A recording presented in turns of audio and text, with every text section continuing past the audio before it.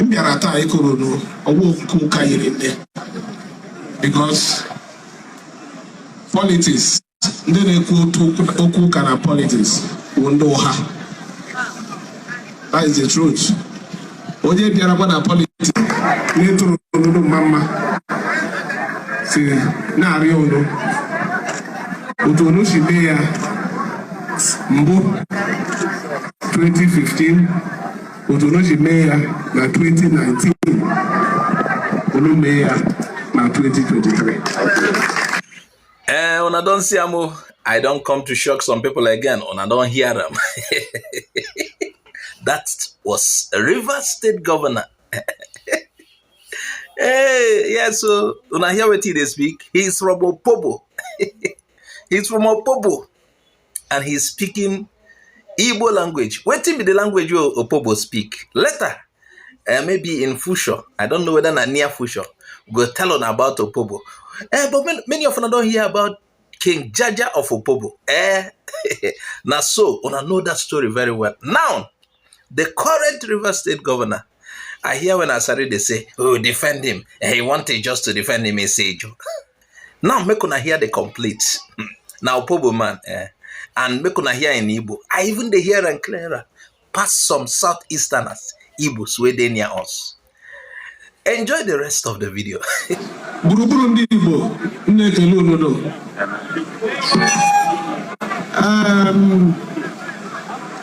The party chairman who will not to here.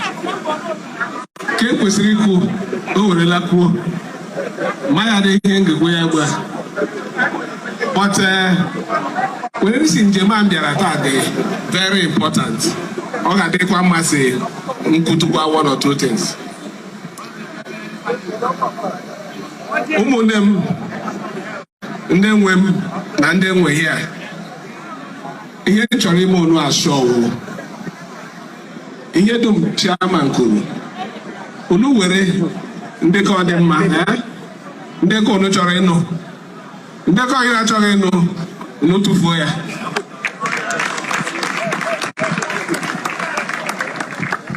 Anakupa dake ba. Agwa go dey put any. Because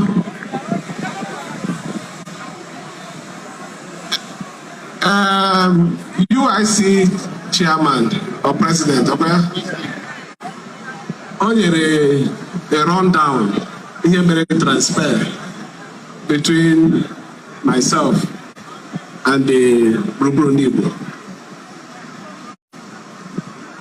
Honestly speaking, I'm very, very careful now they meet because Marase Kavunjem politics. You know you're not sure or chichi na don't chichi nde wayo nde guruguru na yi nde na njem. So when she come, be very careful na onye ola bịara nge meet. But when this body, they confirm to this body with the authentic body, they control.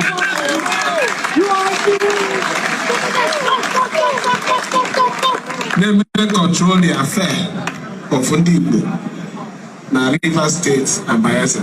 We say, Ngabia, Sibia Kusengu. Magazine and never go to say, the man on up without that. I'm going to hear now. And we'll never have a room. They hear now, so all those ones were political. They must actually hear so that they never delay. But they have no hukum the man.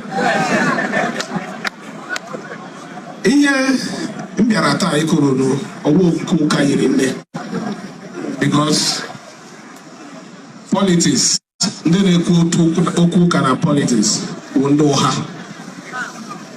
That is the truth.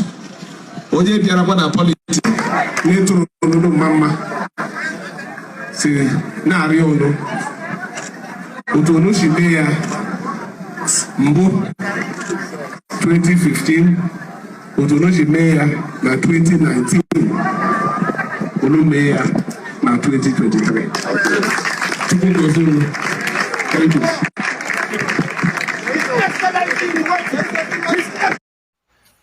Hello, una dey there? What do you call them? Buruburu Ndi Igbo inside River State.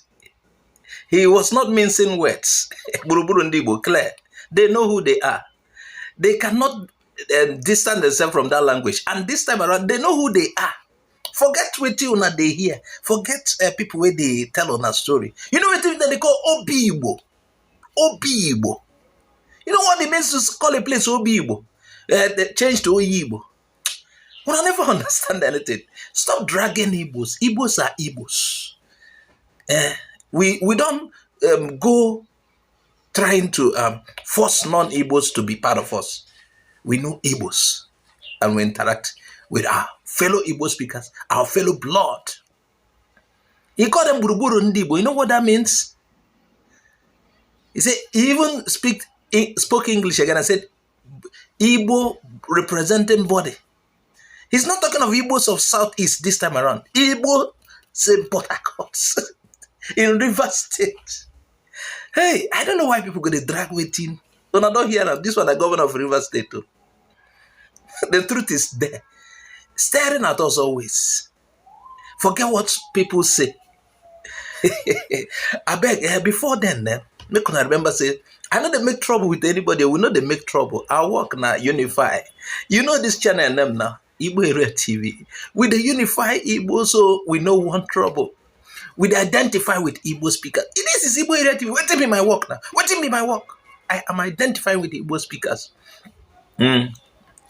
And let me tell you again. Do you know the name of Port Harcourt? Forget what happened after the war. Do you know what the name of Port Harcourt? I know one day put some people hypertension.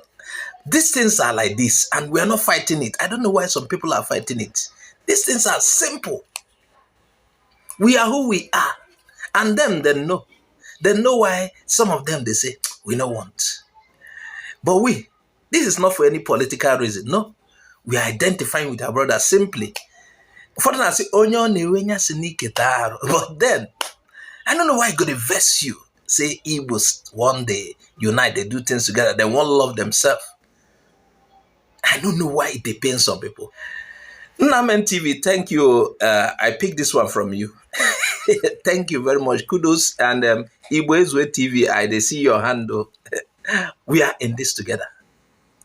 Share and share widely. Yeah? Share and share widely. Now here we go draw curtain for this one. Bye-bye. Meanwhile, I could enjoy that video. Ona bye-bye for now.